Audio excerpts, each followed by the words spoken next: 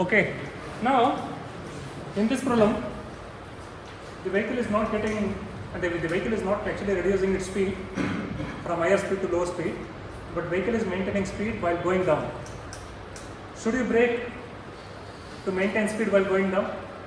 While going down, you don't have to brake. While going down, if you want to hold the brakes, now what will happen? Huh? Okay, what will happen basically? The speed will increase. So while going down a hill, if you want to maintain speed, the speed is not getting changed. You can't use the formula kinetic energy is equal to half mv square because the speed is not getting changed. But what is getting changed? The height is getting changed. So that means you're going from higher level to lower level. So what is lost? The potential energy is lost. You know, the energy to gain height is actually mgh. Mass into g which becomes the weight. So that is the force required to lift something. And through some height. So force m into g is actually the force. Okay? That force through some distance. Force into distance is what basically? Work done. Work done is the energy. Okay? So therefore, you can't use the kinetic energy formula. You need to use formula of mgh. So then find out.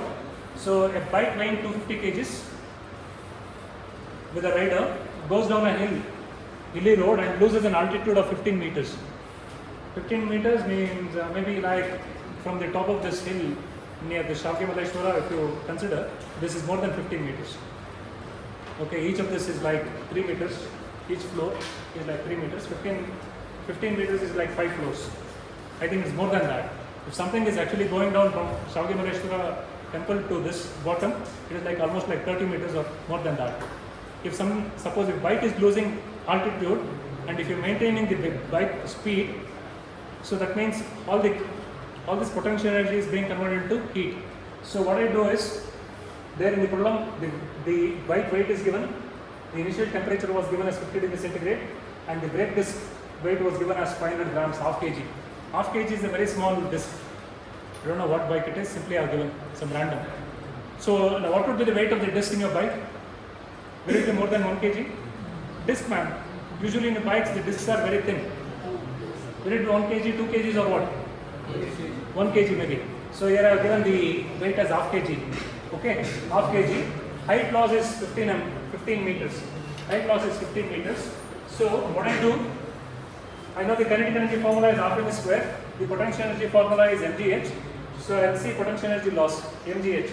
So mass into acceleration multiplied by the height, I get this value in terms of kg meter square. So kg meter per second square into meter, which is Newton meter. Newton meter is also joule. Okay. So many joules of energy is produced just by trying to go down and maintaining speed. Okay. So since so much of energy is so much of heat energy is now retained here. Now it was given in the problem that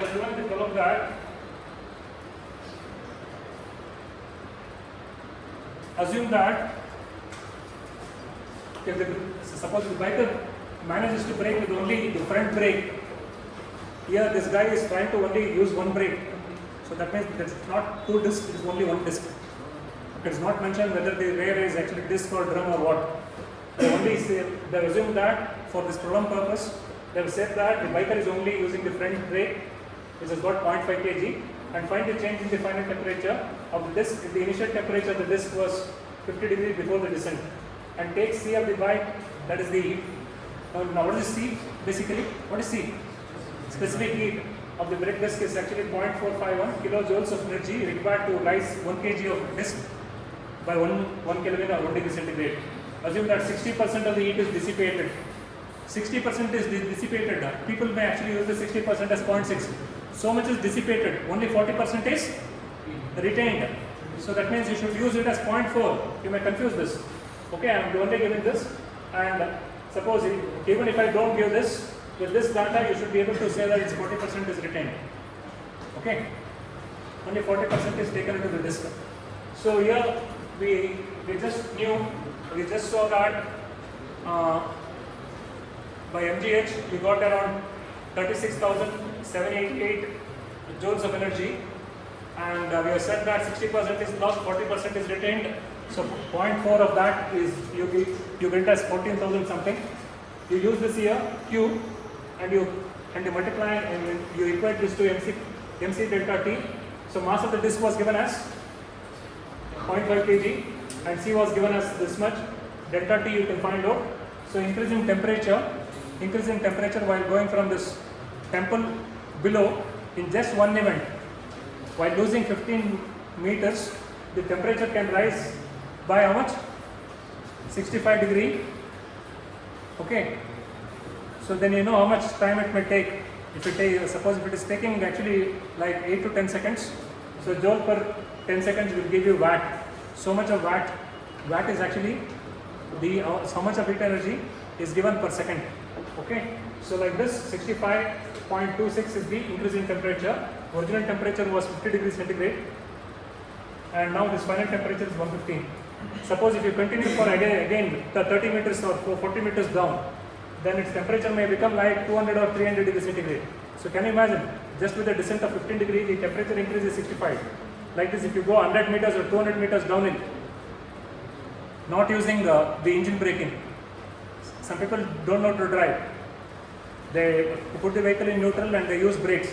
So suppose if you do that continuously, the temperature of the disc might go beyond like 200 or 300. And you know that these brake fluids are also inflammable. That means when they reach around 300 degrees centigrade, they also catch fire. The whole wheel will be in fire. Okay? So you should see that the brakes should never be used continuously. It should be only used during braking. And when you're going downhill, you should always use the engine braking.